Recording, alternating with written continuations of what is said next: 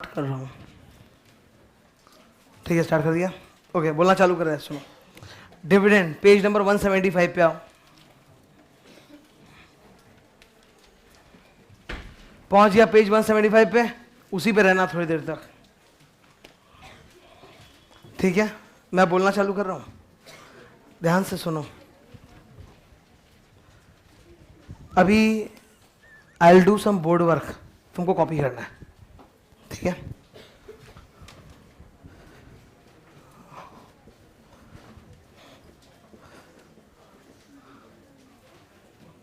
एक बार please board पे देखते जाना, खाली 2 मिनट बाद कॉपी कर लेना। पहले बस एक बार समझ लो पूरा सीन क्या है।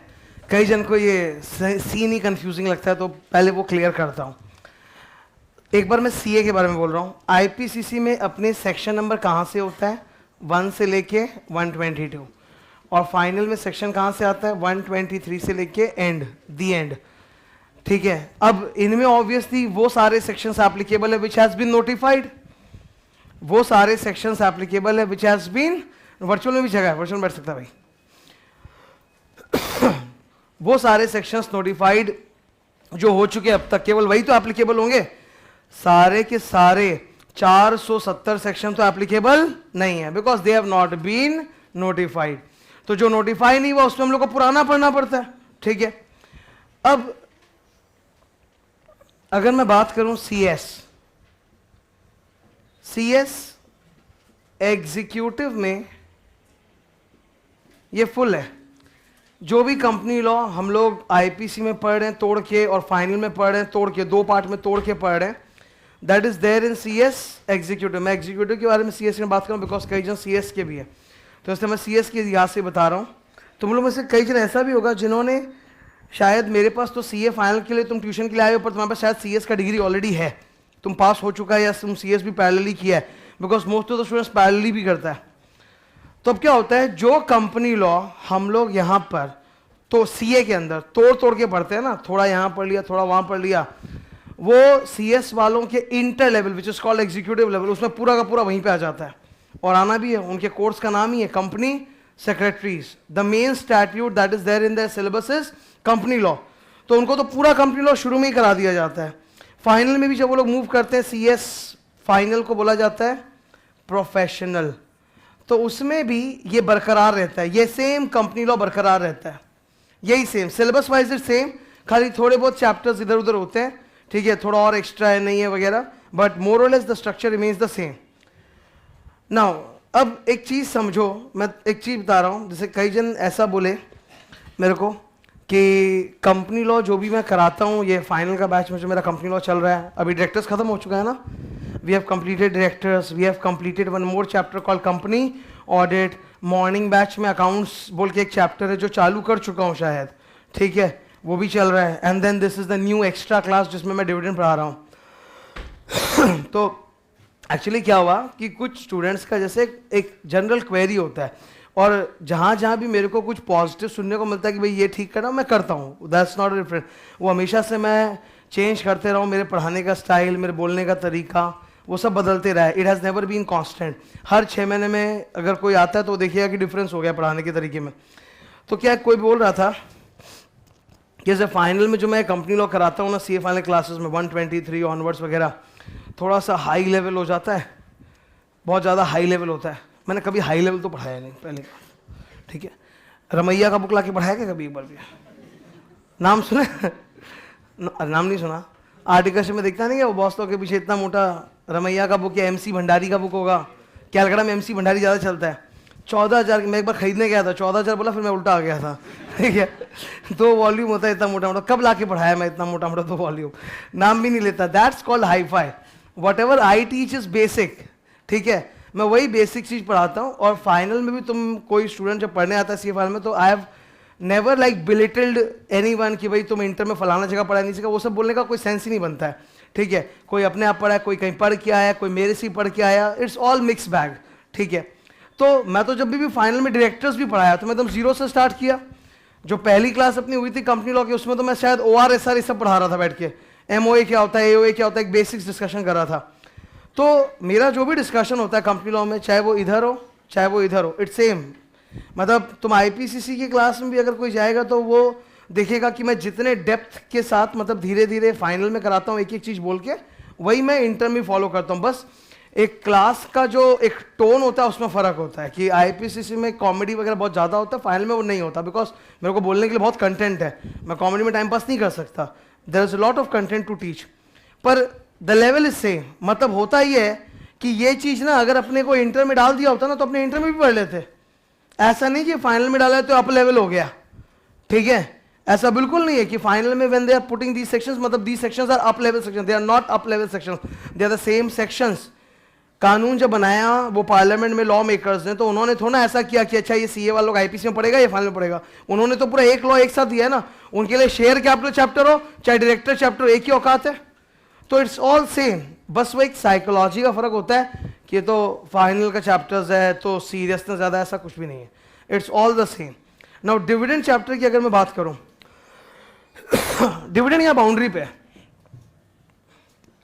डिविडेंड चैप्टर ना वो यहाँ बाउंड्री में ऑपरेट करता है, मतलब उसके सेक्शंस का रेंज है 123 से लेके 127, गिनती कर लो, 5 हुआ ना अरे 5 हुआ ना, वो एक माइनस के बाद +1 का चक्कर है ना, तो 5 सेक्शंस टोटल, ये 5 सेक्शंस है जो बाउंड्री में बैठा है। अब तुमको मैं बताता हूं कि क्यों ये सब डिस्कशन। ये डिविडेंड चैप्टर, भाई बैठना है कि आ जाए इधर थर्ड बोलेगा ना मेरे को ऐसे डिस्टर्ब करके, बैठना है तब मैं ध्यान दूंगा ना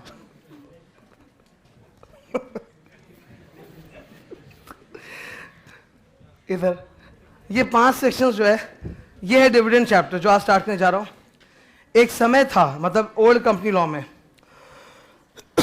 ओल्ड कंपनी लॉ में 658 सेक्शन हुआ करते थे, 658, मतलब इसमें ऐसा कोई खुशी का बात नहीं कि अपना 470 हो गया तो कम हो गया, no, because they have merged few sections into one, तो उस लिहाज से आप देखो तो सेक्शन बड़े बड़े हो गए हैं, ठीक है, ऐसा कुछ नहीं है कि कम हो गया ट्रिम हो गया, ऐसा नहीं है, पहली बात। दूसरी बात, जब 658 सेक्शन हुआ करता था ना, तो सीए इंस्टीट्यूट ने क्या कर रखा था, मैं एक बार लिख रहा हूं, यहां पर आईपीसीसी में हुआ करता था 1 से लेके 208, और यहां पे हुआ करता था इस साइड में 209 से लेके 658। ये पुराने टाइम की बात है, जब मैं रेड में लिखा हूं, red means old company law 1956, उसमें डिविडेंड चैप्टर का जो आज मैंने रेंज लिखा है 123 से 127, तब हुआ करता था रेंज 205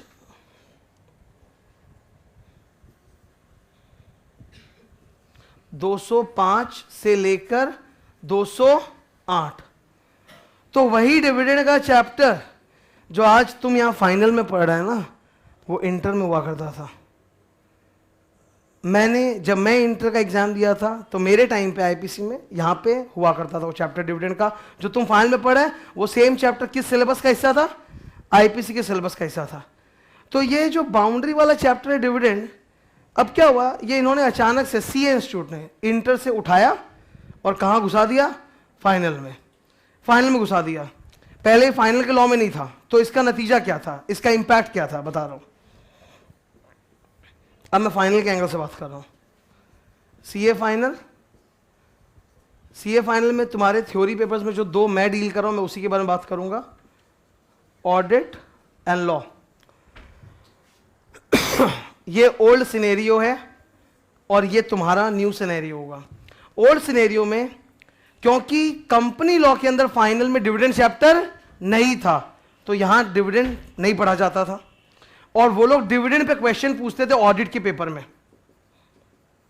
जो सीए फाइनल ऑडिट होता था ना उसमें। तुम आज भी सीए फाइनल ऑडिट का अगर प्रैक्टिस वाल वगैरह सर्च खोलेगा ना, उसमें तुमको मिलेगा डिविडेंड का क्वेश्चंस। अब वो वक्त बदल गया, अब क्योंकि अब ये तुम्हारे टाइम की बात कर रहा हूं मैं, अभी जो लेटेस्ट चल रहा है, क्योंकि डिविडेंड चैप्टर इन्होंने लॉ के कंपनी लॉ में डाल दिया है ना, तो अब इससे ऑडिट में सवाल नहीं आता। अब कहां आता है, लॉ में आता है, ठीक है। तो पहले भी डिविडेंड चैप्टर पढ़ना पड़ता था, बट कहां पढ़ना पड़ता था, ऑडिट में। अब डिविडेंड चैप्टर ऑडिट के लिए नहीं पढ़ना, किसके लिए पढ़ना है, लॉ में। तुम्हारा पहला एग्जाम कौन सा पड़ेगा, और फिर जाके आएगा ना लॉ, तो तुमको ऑडिट एग्जाम जब देने बैठ रहे हो ना, तो उसके लिए डिविडेंड चैप्टर पढ़ने की जरूरत नहीं है, बिकॉज अब वो सीधा तुम्हारे लॉ का हिस्सा बन गया है। क्लियर एकदम। अब इसमें कुछ अमेंडमेंट्स आया है जिसकी वजह से आज मैं पावर बोर्ड पे पढ़ा रहा हूँ। कुछ अमेंडमेंट्स आए तुम्हारे जस्ट पहले वाले टर्म तक, नवंबर 16 का जब एग्जाम हो रहा था, मैं तब की बात कर रहा हूँ। कौन से सेक्शंस एप्लीकेबल थे? 123 फुल, 126 फुल, 127 फुल, और इन्होंने एक्स्ट्रा ऐड कर दिया था 125 का sub section 5, sub section 6, sub section 7। ये नवंबर 16 एग्जाम की बात है। मतलब ये 3 सेक्शंस, मतलब लास्ट 2.5-3 सालों में मैं ये 3 सेक्शन तो पढ़ा ही रहा था हमेशा से, ब्लू में जो लिखा है, ठीक है, बिकॉज 124 और 125 नोटिफाइड नहीं था। इधर देखो एक बार, 123 फिर सीधा 126 था, तो 124 और 25 नोटिफाइड नहीं था। फिर नवंबर 16 एग्जाम के लिए इन्होंने 125 का सिलेक्टेड पोर्शन नोटिफाई किया। पूरा किया है क्या? देखो ना, बहुत लंबा है 125, वेरी लॉन्ग, अभी मैं शो करूंगा तुमको थोड़ी देर में। बट इन्होंने 125 का कौन सा नोटिफाई किया? सबसेक्शन 5, 6 और 7। अब क्या अमेंडमेंट है? 5 सितंबर 2016 को एक नोटिफिकेशन आया ऑफिशियल गैजेट में। अब क्या होता है ना, जो लोग लगातार एमसीए के साइट में या कंपनी लॉ के साथ टच में नहीं रहते, उनको खाली दिमाग में एक ही आएगा कि 1 जून को एनसीएलटी बना था, तो जून में दमादम बहुत सारा सेक्शन नोटिफाई हुआ, और उसके बाद उनको सीधा दिसंबर याद आएगा कि दिसंबर महीने में अमालगमेशन वाइंडिंग अप के सेक्शंस नोटिफाई हुए which is not applicable for the coming May June exam. ठीक है, उनको बस जून और दिसंबर याद आएगा। बीच में भी एक नोटिफिकेशन निकला था 5 सितंबर 2016 को, दर्शन करके आते हैं एक बार उसका। ये दिख रहा है notification, the official gazette of India, Bharat का राजपत्र। ये वो नोटिफिकेशन दिख नहीं रहा, थोड़ा इनलार्ज करता हूं। This is the short notification. Date देख लो भाई, 5 सितंबर 16। तो तुम मेरे को पहले बता लो क्या ये मई 17 के लिए एप्लीकेबल होगा कि नहीं होगा। फिर बाद में पढ़ाने के बाद बोलेगा एक्स्ट्रा पढ़ाया, एक्स्ट्रा नहीं पढ़ाया। एक इंस्टीट्यूट बोला ना 3 जनवरी को अपना आया था वो एप्लीकेबिलिटी वाला, बोले वो लोग कि 31 अक्टूबर 2016 तक whatever sections have been notified by MCA becomes applicable for May 17 exam. तो ये तो 5 सितंबर का, तो एप्लीकेबल है कि नहीं है? क्लियर एप्लीकेबल है। अभी देखो कौन कौन सा सेक्शन नोटिफाई है, ध्यान से देखना। मैं तुमको हिंट दे रहा हूं, 2 सेक्शन, 124 हुआ है और 125, दोनों नोटिफाई हुआ है, पर अगेन पूरा नहीं हुआ। ये विजिबल है क्या सबको? ये जो लिखा है, यहां लिखा है सेक्शन 124 सब सेक्शन 124,6। ठीक है, सेक्शन 124 सब सेक्शन 124,6 ये एप्लीकाई हो गया। ओके, फिर इधर sub section 8 to 11 of section 125, ये पीछे दिख रहा है क्या? विजिबल है? ये फॉन्ट ही ऐसा है, मैं क्या करूं। Sub section 8 to 11 of section 125 notify हो गया। यानी इसका हम लोग के वहां लिस्ट में क्या इफेक्ट आएगा, ये दिख रहा है तुमको? लो, अब कुछ ऐसा सीन है, I have 123 already with me, वो तो पढ़ेंगे। फिर 124 का क्या अप्लाई करेगा? सबसेक्शन 1, 2, 3, 4, 124,6। खाली सबसेक्शन 5 इन्होंने नोटिफाई नहीं किया, कोई फर्क नहीं पड़ता, मैं सबसेक्शन 5 पढ़ाऊंगा, क्योंकि सबसेक्शन 5 के बिना पूरा पढ़ाई अधूरा रह जाएगा। मतलब तुमको समझ में नहीं आएगा क्या लिंक हो रहा है, तो मेरे को तो सबसेक्शन 5 पढ़ाना ही पड़ेगा। पर जस्ट एक बार लिखने को लिख रहा हूं, ठीक है, कॉमा। फिर सेक्शन नंबर 125। अच्छा तुम देखो 125 का 5, 6, 7 एप्लीकेबल था, तो लिख रहा हूं 5, 6, 7। और उधर क्या लिखा था? 8 to 11। ठीक है,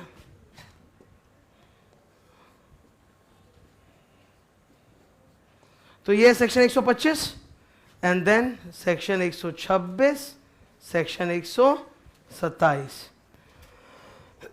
यानी एक तरह से बोलूं तो डिविडेंड का 5 सेक्शन डाल दिया, थोड़ा बहुत बीच का उड़ा दिया, पर ऐसे तो 5 सेक्शन डाल दिया ना। तो अब डिविडेंड का कितना सेक्शन है जो हम लोग को पढ़ना है फॉर द मई 17 एग्जाम, पांचों 123 से लेके 127 तक। अभी क्लियर है एकदम? ये वाला ड्रॉ करो। तुमने कॉपी में हेडिंग क्या दिया? डिविडेंड चैप्टर ना, उसके चाहिए ड्रॉ करो।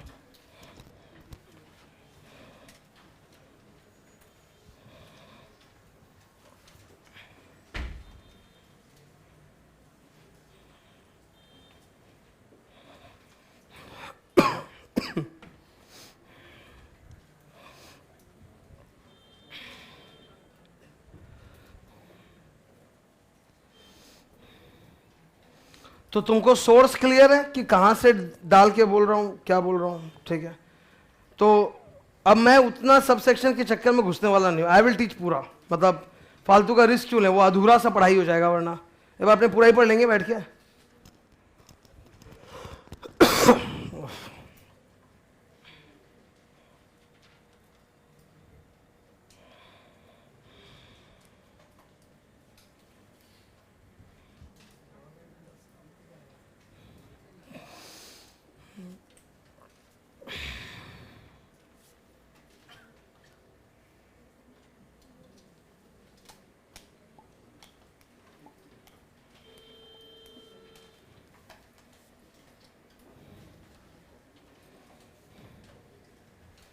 डन है ये? ओके ठीक है, स्टार्ट करते। मैं ऊपर कर दूं इसको, ये क्लियर?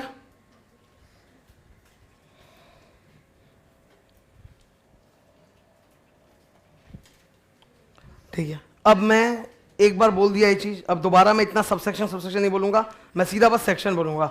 123, 24, 25, 26, 27। क्लियर है? स्टार्ट करते हैं। इसको ऊपर कर देंगे, स्क्रॉल हो गया? नो अभी ध्यान दो एक बार, you don't have to copy this, just listen. Dividend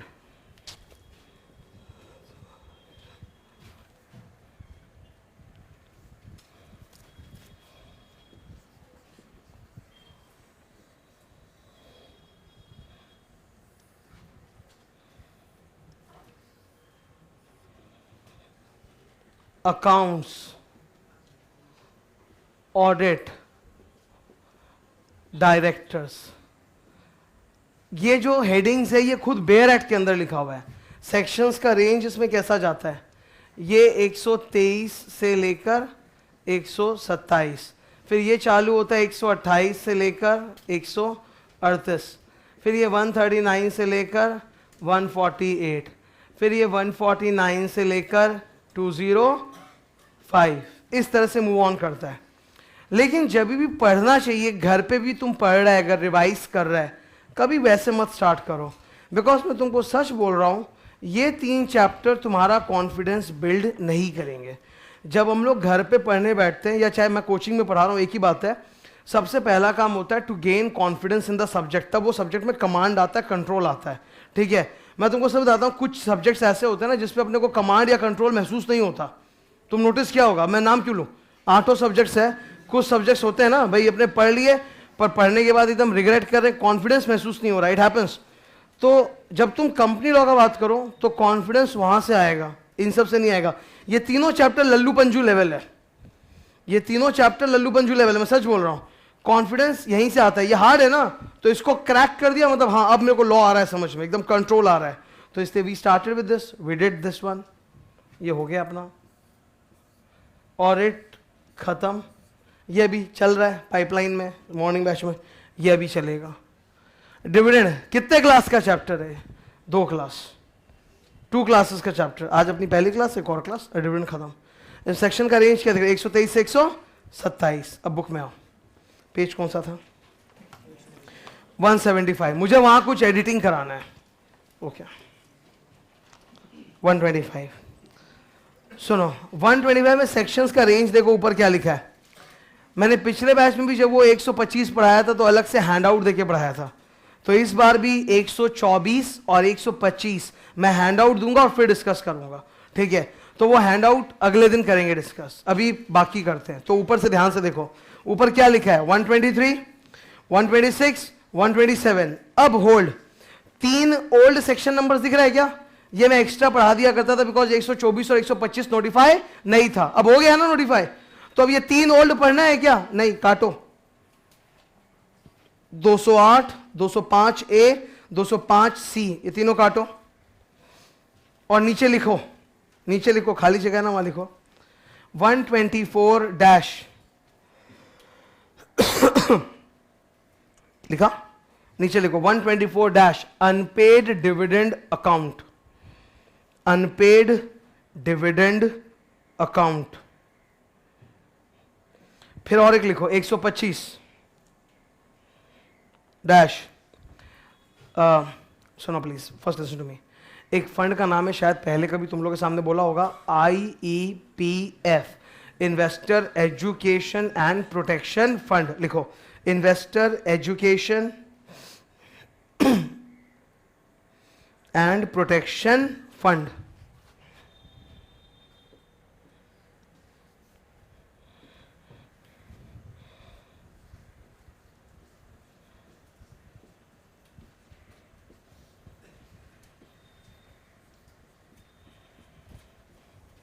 लिख लिया नामकरण। अब तुमको कुछ कॉपी नहीं करना, you just listen to me. तो मेरे पास डिविडेंड चैप्टर के अंदर टोटल कितने प्रोविजंस हैं? 5 प्रोविजंस हैं। ओके, सबसे इंपॉर्टेंट है ये वाला, स्टार दे दो।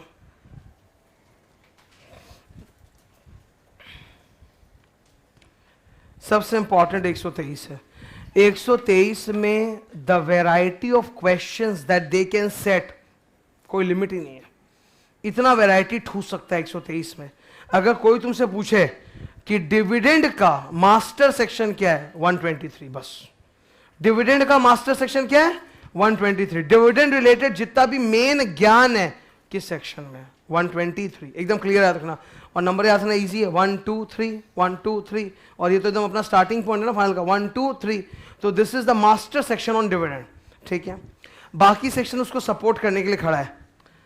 123 में बताया जाता है कि dividend is proposed by the board of directors. Propose करता है वो लोग, तभी तो अपने बैलेंस शीट में लिखते हैं प्रपोज्ड डिविडेंड। हालांकि शेड्यूल 3 में इसको लेके बहस चल रहा है कि प्रपोज्ड डिविडेंड को बैलेंस शीट में दिखा भी सकते हैं, नहीं भी दिखा सकते, नोट्स ऑन अकाउंट्स में डाल सकते हैं।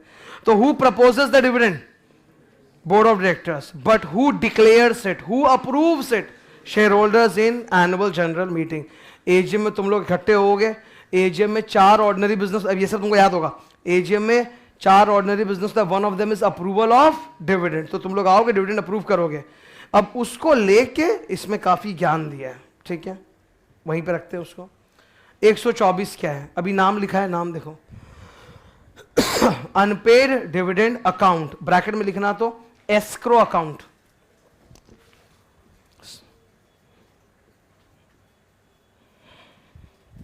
स्पेलिंग बोर्ड पे लिखा है जिनको नहीं पता। क्या अकाउंट? ये एस्क्रो अकाउंट का मतलब क्या होता है? It's a bank account, it's a bank account, ठीक है ना, it's a bank account. Bank account एक ऐसा बैंक अकाउंट जिसमें जो रुपया रखा हुआ है ना वो कंपनी यूटिलाइज नहीं कर सकता। एक ऐसा बैंक अकाउंट जिसमें रुपया रखा हुआ है जिसको कंपनी यूटिलाइज नहीं कर सकता, कंपनी उस रुपए को यूज नहीं कर सकता, वो रुपया किसी और की अमानत है and company is holding it in trust for them, ठीक है। तो ये जो अनपेड डिविडेंड अकाउंट है ये कोई अकाउंट्स वाला अकाउंटिंग एंट्री का लेजर अकाउंट नहीं है, it's not a ledger account, it's a bank account, it's an escrow bank account, जहां पे कंपनी रुपया रख के रखा है तुम्हारे खातिर, कंपनी उस पैसे को यूज नहीं कर सकता। हुआ क्या था कि कंपनी ने डिविडेंड का चेक भेजा तुम्हारे घर पे, ऑल ऑफ यू आर से share holders of the company. 123 में डिविडेंड अप्रूव हो गया था, तुम्हारे घर पे डिविडेंड का चेक चला गया था, किसी वजह से तुम घर पे नहीं थे या जो भी थे, डिविडेंड का चेक वापस आ गया, हो सकता है ना यार, हम लोग का, मैं तो टीडीएस का रिफंड वापस गया, मैं रो दिया था एकदम, ठीक है, बिग अमाउंट था, और वो लोग बाद एक बार भेजे गलत एड्रेस, उल्टा गया, फिर ठीक करवाया, फिर वो गलत एड्रेस, फिर वापस गया, मतलब मेरे को लगा अब तो कभी वापस आएगा ही नहीं, तो हो सकता है वो चेक उल्टा चला गया कंपनी के पास। तो अगर तुम्हारा घर बंद था एंड बिकॉज ऑफ दैट वो चेक कंपनी के पास उल्टा आ गया है, तो कंपनी क्या उस रुपए को अपने धंधे में यूज कर सकता है क्या? नहीं, रख के रखेगा तुम्हारे लिए कि तुम मांग लो, रख के रखेगा तुम्हारे लिए। कहां रख के रखेगा? एक स्पेशल एस्क्रो अकाउंट खोलेगा किसी बैंक में, उस एस्क्रो अकाउंट का नाम क्या है? Unpaid dividend account. तो फर्स्ट ऑफ ऑल अपने दिमाग में बिठा लो कि अनपेड डिविडेंड अकाउंट कोई लेजर अकाउंट नहीं है, it's a bank account, it's an escrow bank account. रुपया रखा है, आप मांग लो आके। कितने साल तक इसके अंदर रुपया रखा हुआ रहेगा? मैं कुछ देर में इस बोर्ड से शिफ्ट हो जाऊंगा और अपने नॉर्मल बोर्ड पे आऊंगा और वहां मैं तुमको टाइमलाइन का डायग्राम शो करूंगा, ठीक है? तो वहां पे वो सब आ जाएगा, तो उसका हेडेक नहीं है, एकदम अलग से बना दूंगा। इस अकाउंट में रुपया कितने देर तक पड़ा रहेगा? 7 साल। अच्छा, पता है कंपनी क्या करने वाला है? ये नया है, अभी नया है ना, तो बता रहा हूँ, जोश है ना थोड़ा। 124 नंबर सेक्शन, सब सेक्शन 2 में एक कमाल की बात बोली हुई, बोलता है कि अनपेड डिविडेंड तुम लोग से चेक जो उल्टा आया इस अकाउंट में डाल दिए। नाउ 90 डेज के अंदर, कितना डेज के अंदर? ये फर्स्ट टाइम डाला है 90 डेज। 90 डेज के अंदर कंपनी ना अपने वेबसाइट पर एक लिस्ट डाल देगा कि किन किन शेयर होल्डर्स का डिविडेंड का चेक उल्टा आके पड़ा हुआ इतना इतना अमाउंट है, तो वेबसाइट पे डाल देगा, तो तुम क्लियरली जाके देख सकते हो और आके मांग सकते हो। Problem solve. तो कंपनी ये रुपया पुट कर देगा, ठीक है? अच्छा, इस अकाउंट में कितने साल तक पड़ा रहेगा वो रुपया? बोलो। 7 साल। कितना साल? 7 ईयर्स तक वो रुपया वेट करता रहेगा तुम्हारा कि तुम आके मांग लो, ठीक है? नाउ एक बार होल्ड रखो। Say you are a shareholder, 2017 चल रहा है, अभी जनवरी 17 है, ठीक है? अभी जनवरी 17 एक बार, तो जनवरी 17 में तो कुछ नहीं होता, सोचो 2016 में, सितंबर 2016 में तुम्हारे घर पे डिविडेंड का चेक गया था, उल्टा आ गया था, कंपनी के पास आया, कंपनी ने इस अकाउंट में डाल दिया, ठीक है? पड़ा है उसमें। अगर रुपया किसी बैंक अकाउंट में पड़ा है तो उस पर ब्याज होगा, इंटरेस्ट अक्रू करेगा कि नहीं? पता है इस पर कितना इंटरेस्ट अक्रू करेगा? 12%। अभी एफडी का रेट क्या चल रहा है? इस पे कितने का इंटरेस्ट है? अब तो मैं पक्का घर बंद रखूंगा, ठीक है? तो इसमें इंटरेस्ट कितना मिलेगा? 12% पर एनम से इंटरेस्ट अक्रू हो रहा है। और तुम 2020 में गया कंपनी से पैसा मांगने, 2020 में, 2016 में ये शिफ्ट हुआ था और तुम 2020 में गया, 4 साल बाद गया पैसा मांगने के लिए। तो वो लोग तुमको सिर्फ तुम्हारे डिविडेंड का पैसा देंगे कि उस पर एक्यूमुलेट हुआ हुआ इंटरेस्ट भी देंगे? दोनों देंगे। जो डिविडेंड का पैसा है वो भी, और उस पर जो इंटरेस्ट एक्यूमुलेट हुआ है वो भी तुमको मिलेगा। ये क्लियर है? तो ये सारा ज्ञान किस सेक्शन में दिया है? 124। तो दैट्स अ न्यू ज्ञान। 7 साल तक पैसा इसमें रहने के बाद कहां चला जाएगा? Investor education protection fund. Now this fund, ये कंपनी का एस्क्रो अकाउंट नहीं है, this is not a bank account, this is not maintained by the company, ये सेंट्रल गवर्नमेंट का फंड है। ये फंड किसने बनाया था? सेंट्रल गवर्नमेंट ने बनाया था ये फंड। तो ये फंड एक ही है हिंदुस्तान में, ये फंड एक ही है, ये तुम्हारा फंड नहीं है। किसका फंड है ये? सेंट्रल गवर्नमेंट का है। जैसे एम्प्लॉय प्रोविडेंट फंड, जैसे एम्प्लॉय प्रोविडेंट फंड एक ही है ना पूरे हिंदुस्तान में, PPF, you know, public provident, एक ही है पूरे हिंदुस्तान में, सेंट्रल गवर्नमेंट मेंटेन करता है। वैसे ये फंड भी एक ही है हिंदुस्तान में, जो कौन मेंटेन करता है? Central government. 7 साल तक पैसा पड़ा रह गया अगर, तो कहां शिफ्ट होगा? इसमें शिफ्ट हो जाएगा, ठीक है? अब इसमें एक बहुत कमाल का चेंज आया 125 में, कमाल का चेंज है। पहले तक ज्ञान बस कि अगर इसका पुराना सेक्शन जो है ना, it was 205 capital C, 205 capital C. पुराना ज्ञान ये है कि एक बार अगर रुपया इस फंड में घुस गया तो अब आप क्लेम नहीं कर सकते। नया सेक्शन 125 बोलता है, सुनो ध्यान से, नया सेक्शन 125 कि भारत सरकार एक अथॉरिटी एस्टैब्लिश करेगी, भारत सरकार एक रेगुलेटरी बॉडी एस्टैब्लिश करेगी जो इस फंड को संभालेगा। उस अथॉरिटी का नाम है आईईपीएफ अथॉरिटी, यही नाम है, ठीक है? ये एक रेगुलेटरी बॉडी है अलग से कुछ लोगों का जो इस पूरे फंड को संभालेगा। बोलता है अब आप लोग चाहो तो अपना पैसा आईपीएफ से भी उल्टा मांग सकते हो। मतलब 7 साल के बाद भी मैं चाहूं तो अपना पैसा आईपीएफ से उल्टा मांग सकता हूं। आईपीएफ में भी 600 करोड़ का फंड पड़ा हुआ है। कितने लोगों का घर बंद होगा सोचो, जो आया रुपया और फिर इसमें जमा होते गया एक्यूमुलेट होते गया। 600 करोड़ का फंड है इसमें। अब आते हैं 126 पे। 126 क्या है? 127 को स्टार दे दो। देखो इसको तो मैं स्टार देना ही पड़ेगा बिकॉज दिस इज अमेंडमेंट। 124 और 25 को तो इंपॉर्टेंट बोलना ही पड़ेगा ना, अमेंडमेंट हो तो। नहीं तो ऐसा कोई स्टार वाला बात नहीं है उतना, ठीक है। 126 क्या बता देता हूँ, ये बीच में पड़ा हुआ एक सेक्शन है। 126 क्या है, तुमने अपना शेयर उसको बेचा, ट्रांसफरर ट्रांसफरी होता है ना, अपना शेयर उसको बेचा, तो तुम लोग में डिस्प्यूट है, या फिर कोई शेयर होल्डर मर गया है, leaving a lot of legal hairs, तो उनमें डिस्प्यूट है। तो बोलता है जब तक आप लोग के बीच का डिस्प्यूट सॉल्व नहीं हो जाता, ट्रांसफरर ट्रांसमसी का, ट्रांसफरी का या लीगल हेयर्स का डिस्प्यूट सॉल्व नहीं आता, तब तक कंपनी जो भी डिविडेंड का पैसा है ना वो अबेयंस में रखेगा। क्या रखेगा? अबेयंस में रखेगा। अबेयंस का मतलब होता है साइड में रखेगा, जिस दिन तुम लोग का डिस्प्यूट सॉल्व उस दिन तुम लोग को पेमेंट मिल जाएगा। तो ये कोई बहुत बड़ा चीज नहीं है। देन कम्स 127 और ये अलग ही लेवल का सेक्शन है। 127 में सीन ऐसा है कि कंपनी ने जो भी डिविडेंड अनाउंस किया है ना, जैसे आज एनुअल जनरल मीटिंग है, सपोज आज तारीख है 1 सितंबर 2016, तो आज एनुअल जनरल मीटिंग है, तो आज तुम लोग ओआर पास कर दिया। The moment you people pass OR, वहां से कंपनी का लायबिलिटी खड़ा हो जाता है कि कंपनी 30 डेज के अंदर डिविडेंड चेक पोस्ट कर देगा। कितने डेज के अंदर? 30 डेज। अगर नहीं किया ना तो डायरेक्टर को उठा के भीतर डाल देंगे, and it's a non compoundable offence. 127 में जाना तो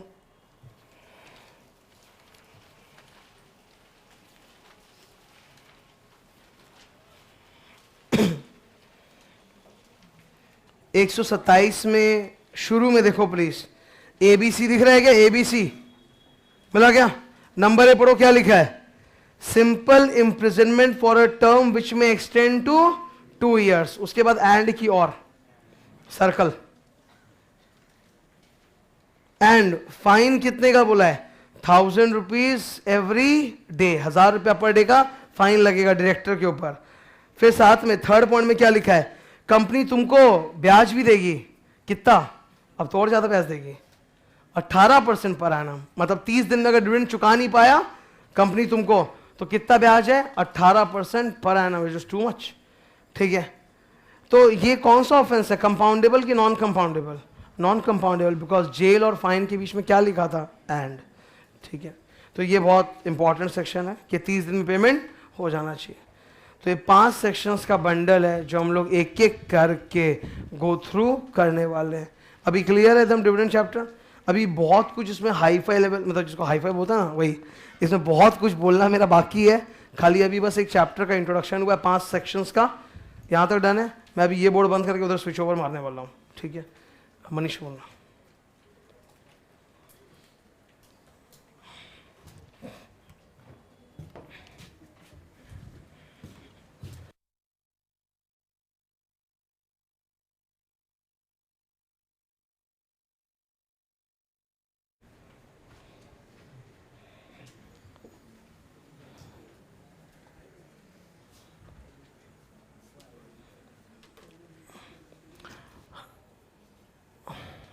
एक सेकंड, जस्ट एक सेकंड।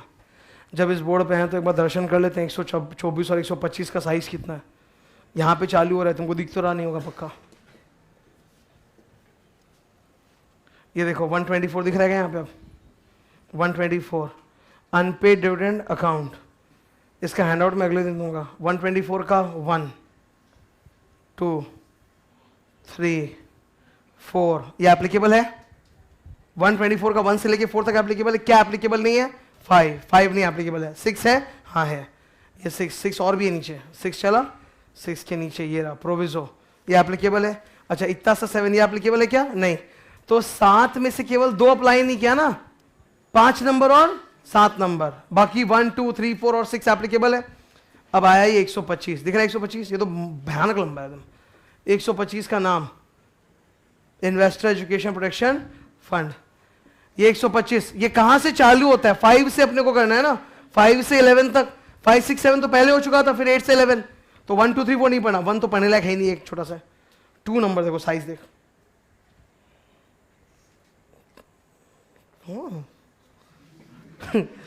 2 यहां से हुआ। ए बी सी डी देखते जाओ तो E F G H I जे के एल एम एन, फिर प्रोविजो। अच्छा 2 यहां खत्म हो रहा है, तो 2 नहीं पढ़ना है, बहुत अच्छा। 3 नंबर देखते कहां तक जा रहा है। 3 नंबर यहां पर खत्म हो रहा है, ये भी नहीं पढ़ा, नाइस। 4, ये तो छोटा था, ये भी नहीं पढ़ना। अब चालू कहाँ से हो रहा है? 5, अभी सब छोटे छोटे हैं। 5, 6, 7, 8, 9, 10, 11, ये पढ़ना है।